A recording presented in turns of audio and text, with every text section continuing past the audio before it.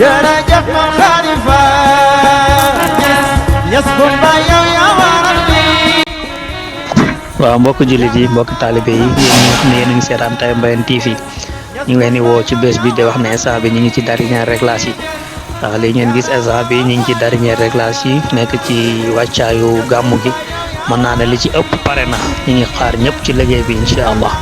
ok bi ngi woo ñëpp daal na ñëpp waaj bu ko waajoon nag na nga gën a yokk sa wàccaay te xam ne ñun pare nañ ci lépp incha allah waaw.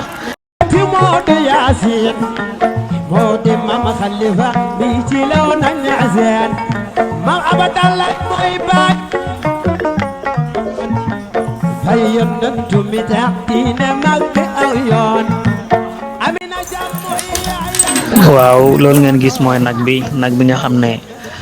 moom lañ jënd pour terale ko gan ñi waaw ñu ngi ci noonu sama gaa yaa ngi noonu di ko liggéey dëgg-dëgg gaa yoo xam ne ay jàmbaar lañ jàmbaaru fàkk tëdd ku ko bëgg a gis rek ñëwal fii dëgg yàlla gaa yoo xam ne bu ñuy def rek yéene lañ koy defee kon daal invité nañ ñëpp na ñëpp ñëw waaw lii ngeen di gis gan ñee ko tax a jóg te ñu ngi ciy xaar ñëpp incha allah. association bi leen wax ne Gamou Mbour gi ñu si préparation bi gaa yi ci décoration bi voilà leen wax ne ñëpp ngeen ñëw fu waaye mën a nekk rek ñu leen di invité gaa yi nii ci liggéey bi macha allah leen invité yéen ñëpp di leen wax ne Taïba TV ñu ko def direct incha allahu rabbi képp koo xamante ni mënoo ñëw rek incha allahu rabbi Taïba TV Sopp Nabi TV ak Gëm Sa Bopp